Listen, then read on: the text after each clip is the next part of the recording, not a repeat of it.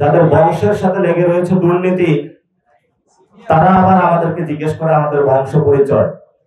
আমাদের বংশ পরিচয় হলো এমন একটি বংশ যারা বাংলাদেশে চাঁদাবাজি চায় না। শাপলাকলির প্রতি মানুষের যে আস্থা বিশ্বাস, সেটা আমরা এই সময়ে আপনারা দেখতে পাচ্ছেন অনেক বেশি আরো মানুষের মধ্যে বাড়ছে। এবং অনেকে আমাদেরকে জিজ্ঞেস করে যে স্বল্প সময়ে কখন আমরা শোডাউন দিব। তো আমরা হলো শোডাউন তো আসলে হুন্ডা বা গাড়ি বহর এগুলো নিয়ে দিতে চাই না। গত 24শে অগাস্টের 5 তারিখে পুরো বাংলাদেশের মানুষ সংস্কার এবং নতুন রাজনীতির পক্ষে ঢাকা শহর থেকে শুরু করে পুরো বাংলাদেশে শোডাউন দিয়ে দিয়েছে। ফলত অনেকে এখন ডেটা ক্যালকুলেশন যেগুলোতে এসেছে, এখনো মানুষ কাকে ভোট দিবে এটা ডিসাইড করে নাই।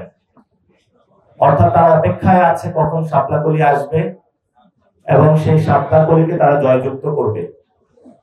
এবং আমরা 2 দিনে যেটা করেছি, প্রত্যেক পার্সনের সাথে 1-to-1 কথা বলেছি এবং এটা ইনশিওর করার চেষ্টা চালিয়েছি যে যাতে কেউ 24-এর ইলেকশন করেছে এমন কেউ নমিনেশন না পায়। জাতীয় পার্টি আওয়ামী লীগ করেছে এমন কোন ব্যক্তি নমিনেশন না পায়। চাঁদাবাজি, সন্ত্রাসী, আইন শৃঙ্খলা থেকে শুরু করে বিভিন্ন ক্রিমিনাল অ্যাক্টিভিটিস সাথে জড়িত ছিল এমন মানুষগুলো যাতে এখানে নমিনেশন না পায়। এবং আমাদের একটা ডেডিকেটেড টিম ছিল যারা এই বিষয়গুলো নিশ্চয়তা বিধান করেছে। বাংলাদেশে একটি রাজনৈতিক সংকট যাচ্ছে এবং সাথে সাথে আমরা শুনেছি বেগম খালেদা জিয়া অসুস্থ। আমরা তার সুস্থতা কামনা করি। বাংলাদেশে যে আপোষহীন এবং গণতন্ত্রের পক্ষে লড়াই করেছেন, আমরা তার প্রতি শ্রদ্ধা পোষণ করি।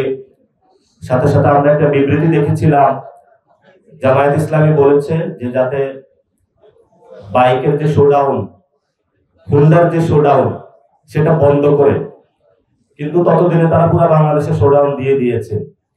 Bashundhara public school and college 2026 শিক্ষাবর্ষে ভর্তি চলছে। তারপরেও বন্ধ করেছে, এই জন্য তাদেরকে ধন্যবাদ জানাচ্ছি।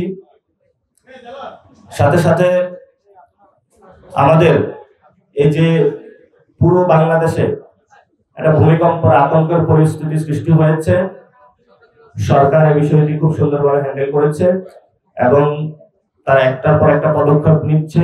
আমরা সরকারকে বলবো, আমরা আসলে কোন সময় ভবন হেলে মারা যায় এই নিশ্চয়তা আসলে ঢাকা শহরে নাই। এই জন্য আপনারা একটু প্রিকশনে মানুষকে জানাবেন। এখন সায়েন্সের যুগ, কখন ভূমিকম্প হবে বা নিরাপত্তা বিধান, জনসচেতনতা প্রচার করা টেলিভিশন মিডিয়াগুলোর মাধ্যমে, এগুলো আমরা এখনো সরকার থেকে পাইনি। ফলত এই জায়গায় আমাদের উদ্বেগের জায়গা রয়েছে এবং ভবিষ্যৎ বাংলাদেশে আমরা একটি সুন্দর ক্রেডিবল গণতান্ত্রিক পরিবেশ নিশ্চিত করতে চাই। আপনারা জানেন দেবিদ্বারে আমাদের যে হাসনাত আব্দুল্লাহ গণ অভ্যুত্থানের অন্যতম নায়ক, তার বংশ পরিচয় নিয়ে বিএনপির একজন ক্যান্ডিডেট কথা বলেছে। তো যাদের বংশ পরিচয় চাঁদাবাজি, যাদের বংশ পরিচয় সন্ত্রাস, যাদের বংশের সাথে লেগে রয়েছে দুর্নীতি, তারা আবার আমাদেরকে জিজ্ঞেস করে আমাদের বংশ পরিচয়। আমাদের বংশ পরিচয় তাদেরকে জানানোর জন্য স্পষ্ট বলছি, এই শীতের রাতে চাদর নামিয়ে একটু কান খুলে রাখুন। আমাদের বংশ পরিচয়, আমরা বাংলাদেশে একটি সংস্কারের বংশ চাই।